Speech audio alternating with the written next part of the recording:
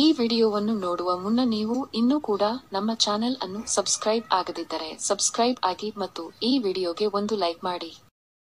Hi friends, life line Kannada GK ಅಡ್ಡಾದ ಮತ್ತೊಂದು ವಿಡಿಯೋಗೆ ಸ್ವಾಗತ.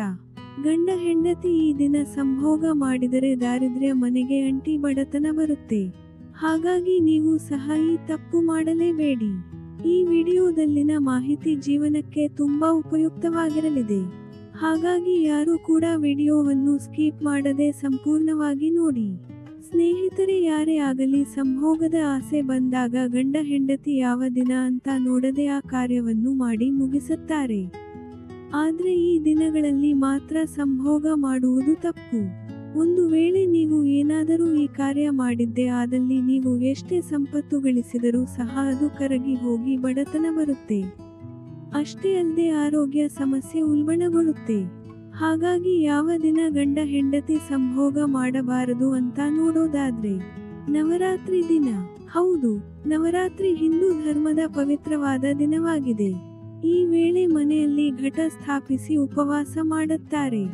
ಹಾಗಾಗಿ ಈ ಪವಿತ್ರ ದಿನದಲ್ಲಿ ಸಂಭೋಗ ಮಾಡುವುದನ್ನು ನಿಷೇಧ ಮಾಡಲಾಗಿದೆ. ಆದಾಗ್ಯೂ ಕೂಡ ಒಂದು ವೇಳೆ ನೀವು ಸಂಭೋಗ ಮಾಡಿದ್ರೆ ದೇವರ ಕೋಪಕ್ಕೆ ಗುರಿಯಾಗಬೇಕಾಗುತ್ತದೆ. ಅಷ್ಟೇ ಅಲ್ಲದೆ ಕುಟುಂಬದಲ್ಲಿ ವೈಮನಸ್ಸನ್ನು ಸೃಷ್ಟಿಯಾಗುತ್ತೆ ಅಂತ ಶಾಸ್ತ್ರದಲ್ಲಿ ಹೇಳಲಾಗಿದೆ. ಸ್ನೇಹಿತರೆ, ನೀವು ಏನಾದರೂ ದೇವರಿಗೆ ಉಪವಾಸವನ್ನು ಆಚರಿಸುತ್ತಿದ್ದರೆ ಆ ದಿನ ವ್ಯಕ್ತಿಯು ಶುದ್ಧತೆ ಮತ್ತು ಸಂಯಮದ ಬಗ್ಗೆ ಕಾಳಜಿ ವಹಿಸಬೇಕು. ಹಾಗಾಗಿ ಶುದ್ಧ ಮನಸ್ಸಿನಿಂದ ದೇವರಿಗೆ ಪೂಜೆ ಮಾಡಬೇಕು. ಹೀಗೆ ಮಾಡೋದರಿಂದ ಮಾತ್ರ ದೇವರ ಅನುಗ್ರಹ ಸಿಗುತ್ತೆ. ಹಾಗಾಗಿ ಉಪವಾಸದ ದಿನದಂದು ಉಪವಾಸ ಮಾಡುವವರು ಸಂಪೂರ್ಣವಾಗಿ ಬ್ರಹ್ಮಚಾರಿ ವ್ರತವನ್ನು ಆಚರಿಸಬೇಕು.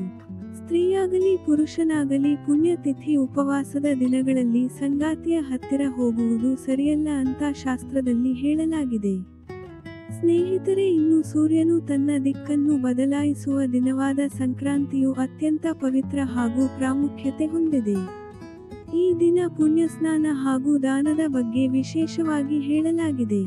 ಹಾಗಾಗಿ ಈ ದಿನ ಮಹಿಳೆ ಮತ್ತು ಪುರುಷನ ನಡುವೆ ದೈಹಿಕ ಸಂಬಂಧವನ್ನು ಹೊಂದುವುದು ಅಶುಭ ಅಂತ ಹೇಳಲಾಗುತ್ತೆ. ಅಲ್ಲದೆ ಒಂದು ವೇಳೆ ಈ ರೀತಿ ಮಾಡಿದ್ರೆ ಅವರ ಸಂಬಂಧದ ಮೇಲೆ ನಕಾರಾತ್ಮಕ ಪರಿಣಾಮ ಬೀರುತ್ತದೆ. ಅವರ ಜೀವನದಲ್ಲಿ ಅನೇಕ ಸಮಸ್ಯೆಗಳನ್ನು ಎದುರಿಸುವಂತೆ ಮಾಡುತ್ತದೆ ಅಂತ ಶಾಸ್ತ್ರ ಹೇಳುತ್ತೆ. ಸ್ನೇಹಿತರೆ, ನೋಡಿದ್ರಲ್ಲ, ಗಂಡಸು ಮತ್ತು ಹೆಂಗಸು ಯಾವ ದಿನ ಸಂಭೋಗ ಮಾಡಬಾರದು ಅಂತ. ಇದೇ ತರಹದ ಜೀವನಕ್ಕೆ ಉಪಯುಕ್ತವಾಗುವ ಮಾಹಿತಿಗಾಗಿ ನಮ್ಮ ಚಾನೆಲ್ ಸಬ್ಸ್ಕ್ರೈಬ್ ಮಾಡಿಕೊಳ್ಳಿ. ಈ ವಿಡಿಯೋ ಇಷ್ಟವಾದಲ್ಲಿ ಲೈಕ್ ಮಾಡಿ, ಶೇರ್ ಮಾಡಿ.